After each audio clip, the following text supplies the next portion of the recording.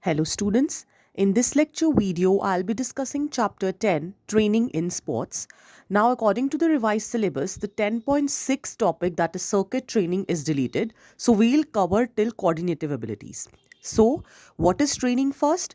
Training means that you are in the process of preparation for any task. Here we are talking about sports.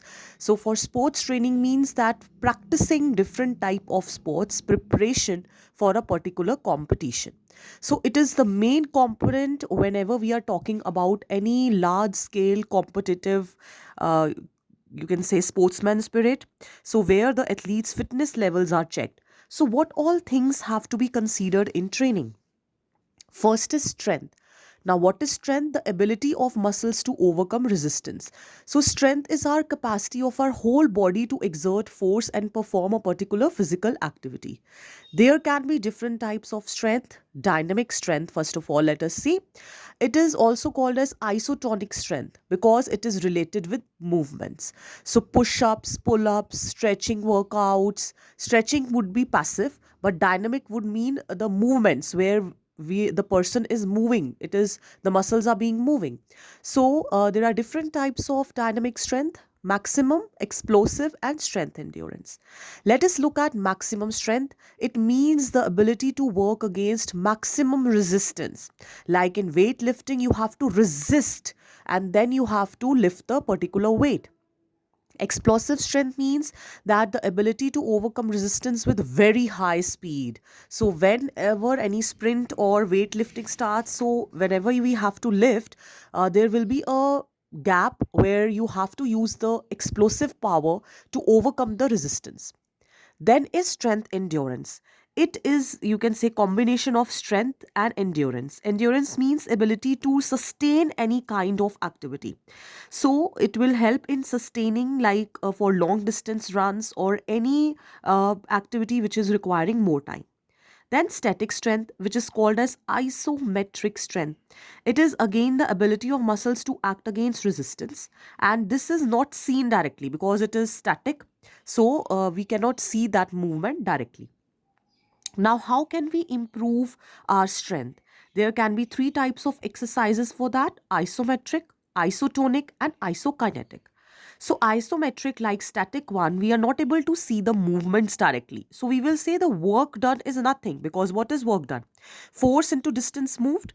So, if distance is not moved, we will say work is not done in such activities. So, you can see here these type of activities where stationary physical endurance is there. So, there we can say no work is done, but exercises are being performed because the muscles are stretched and body temperature also increases during these exercises. Then coming to isotonic exercises where we are using certain equipments and we can see the movements. So without technical equipment, these exercises cannot be done. Coming to isokinetic exercises, these are performed on, you can see, specially designed machines. So in this case, again, a range of movement is seen and maximum force is applied in during these movements. Now let us understand what is endurance. It is ability to sustain any activity. So whenever we are doing any kind of physical activity, for how long that particular activity can be done is endurance. Now let us see that what are the different types. First is basic endurance, which is called as aerobic endurance because it depends on the ability of your muscles to use maximum oxygen for a moderate time period. Then general endurance, it means the ability to resist fatigue, means even if enough oxygen is not there, for how long your body can resist the fatigue. Specific endurance is the ability to resist fatigue caused by a particular sports activity. Like endurance of wrestler is to combat effectively in 3 rounds. So whereas it is of 4 rounds for a boxer. So specific endurance means that it is wrestling and it is boxing. The endurance is specific to a particular kind of sports. Now let us see the types of endurance according to the duration of activity. How long? Speed endurance is ability up to 45 seconds to endure. Then short term is 45 seconds to 2 minutes. Middle term 2 to 11 minutes. And long term is more than 11 minutes. Now, how can we develop endurance in any athlete? There are different training methods. First is continuous training method. It is very important in the method of training that for long duration without any break a person is able to perform a particular activity. So advantages here is it will increase the number and size of mitochondria which will release energy in your body, and it will also increase efficiency of your body organs. Next type of training is interval training method, in which it is like if you run for a certain time period, then recovery period is taken into consideration. Okay, so that the pulse rate comes into normal track. Like 400-meter race with 80% speed. Unlike continuous, here you are doing interval training. Advantage here is that more workout can be performed, and athlete gets a fair judgment, and patience can be increased in athletes. The only disadvantage mainly is that there can be more chances of injuries, and regular training can also lead to heart diseases. Next is fartlek training method. It is used to again develop the endurance. So fartlek is a Swedish word which means speed play. So again, it is training method which will combine interval as well as continuous. Continuous speeds for some time period, maximum speed will be utilized, and then a break will be taken. Like warm up, jogging, or slow running for 5 to 10 minutes, or fast pace of 1 minute. Advantage is that it keeps the heart rate up. It is good for aerobic and anaerobic fitness, and a number of athletes can do combine both the training methods easily. The disadvantages can be that it will be difficult to see how hard the training is making the efforts, because we are combining the two, and appropriate check on trainees cannot always be maintained. Next, let us talk about speed. The capacity of any individual to perform a particular activity at a particular rate. So, if it is fast, we'll say the speed is fast. So, we require different types of speeds in different sports. So, main forms, let us see reaction ability. It depends on coordinative processes, the coordination, how you coordinate. Like simple reaction means react quickly, then complex reaction to react quickly in unexpected environment. Acceleration ability means maximum speed. You are starting with stationary and then you are getting a maximum speed, like in football. Movement speed, it depends upon technique, like in wrestling and boxing, where movements are required. Locomotor ability, it is in few speeds. Locomotion is movement like running and cycling, even during football and hockey also. Speed endurance is ability with the high speed under fatigue also. So this will combine lot of explosive strength as well as the lactic acid tolerance ability, because we know that under a high physical activity condition, what is going to happen? Oxygen will become less in certain muscles, and lactic acid will start accumulating. So that tolerant ability should be there.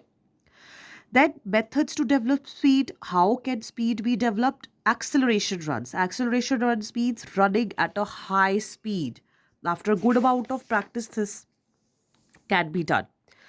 Then pace runs or races. Pace runs means running the whole distance at a constant speed. It is not that you will increase the speed, it will be constant speed.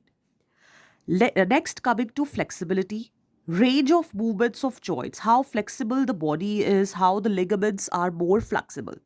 So there are different types of flexibility.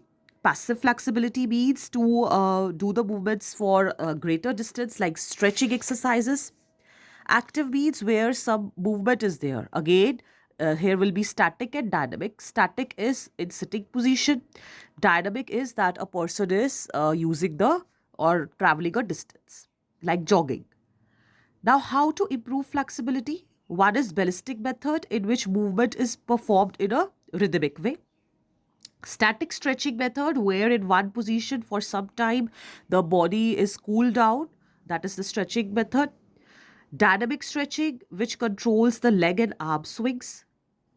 Proprioceptive neuromuscular facilitation technique. This PNF means where advanced sports persons are basically reaching the level of flexibility. Now, what are the steps? You move into stretch position first.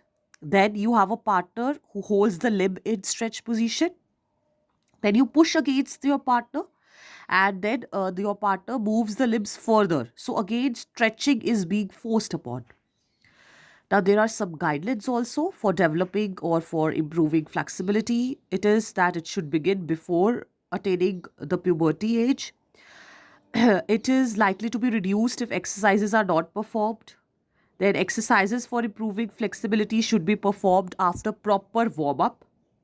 Dynamic flexibility depends on static, so dynamic will be only beneficial if you know the static flexibility exercises. And the exercises, whatever we are doing if for increasing flexibility, should be related to a particular sports activity so that it is useful while we are performing particular sports. If exercises are performed with help of partner should have proper knowledge. It should not be that you get injured.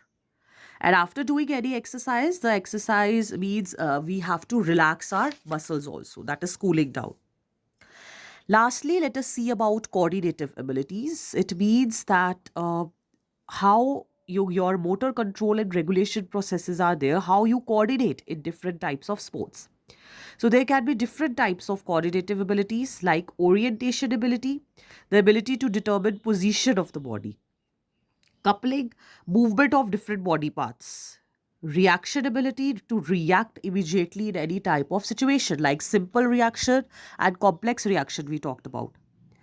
Balance ability, in some types of sports, the balancing of the body is required.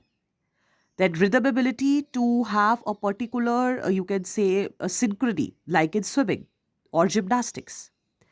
Adaptation ability is ability to adjust or change on the basis of different changes in the situation.